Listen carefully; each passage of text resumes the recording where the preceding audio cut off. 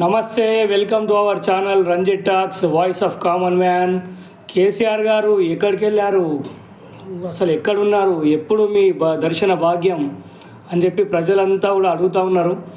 అక్కడ కేటీఆర్కు ఈరోజు సుప్రీంకోర్టు పెద్ద షాక్ ఇచ్చింది. ఏదైతే ఈ ఫార్ములా ఈ కార్ రేస్ అనేటటువంటి కేసు ఏదైతే ఉందో అందులో నన్ను విచారణ చేయాలి అని అంటే నాతో పాటు ఒక అడ్వకేట్ వస్తాడు, అతను లేకుండా నేను విచారణకు రాను అని చెప్పేసి హైకోర్టులో క్వాష్ పిటిషన్ అనేది ఒకటి వేయడం జరిగింది. దాన్ని హైకోర్టు తిరస్కరించిన వెంటనే కేటీఆర్ గారు టైం వేస్ట్ చేయకుండా ఇమీడియట్లీ సుప్రీంకోర్టులో మళ్ళీ ఒక క్వాష్ పిటిషన్ అనేది వేయడం జరిగింది. దాన్ని ఈరోజు సుప్రీంకోర్టు విచారణకు తీసుకొని లేదు ఇది హైకోర్టు ఏదైతే కేసు క్వాష్ పిటిషన్ కొట్టేసిందో దాంట్లో మేము జోక్యం చేసుకోలేం దాని యొక్క నిర్ణయాన్ని అని చెప్పేసి సుప్రీంకోర్టు ఈరోజు చెప్పడం జరిగింది. అవసరమైతే అరెస్ట్ చేస్తారా, ఇంకేం చేస్తారో మేము విచారణ చేయడానికి ఫుల్ పర్మిషన్ ఇస్తున్నాం అనేటటువంటి కోణంలోనే ఈరోజు హైకోర్టు పర్మిషన్ ఇచ్చినట్టుగా మనకు అనిపిస్తూ ఉంది.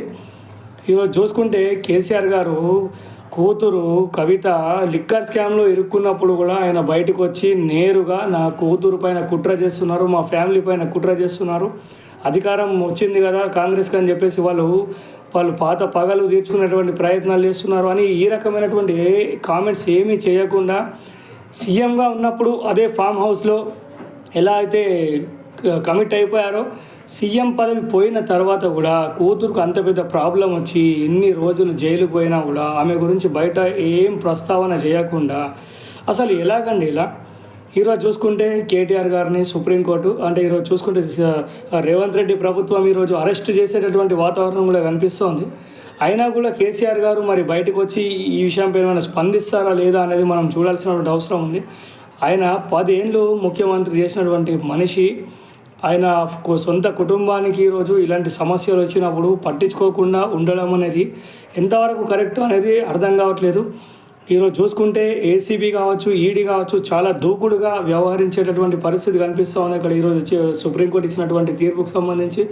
అలాగే ఎప్పుడు అరెస్ట్ చేద్దామని ఆవురావురమంటూ వెయిట్ చేస్తున్నటువంటి కాంగ్రెస్ ఇంతమంది మీ పైన అటాక్, మీ ఫ్యామిలీ పైన అటాక్ సిద్ధమవుతున్నటువంటి ఈ తరుణంలో కూడా మీరు అందుబాటులో లేకపోవడం అనేది నిజంగా చాలా అనుమానాలకు, షాక్కు గురి చేస్తుంది ప్రజలందరికీ కూడా. కేసీఆర్ గారు అంటే ఆ టైంలో రాష్ట్రం నాది, నేనే రాష్ట్రానికి దేవుణ్ణి, నేను రాష్ట్ర జాతిపిత ఎలా అయితే ఉంటారో గాంధీజీ దేశానికి, ఈ రాష్ట్రానికి జాతిపిత నేను అన్నటువంటి మీరు ఈరోజు మీ ఇంట్లో ఎన్ని సమస్యలు వస్తున్నా కూడా ఎందుకు బయటకు వచ్చి స్పందించట్లేదు అనేది ఎవరికి కూడా అర్థం కానటువంటి విషయము.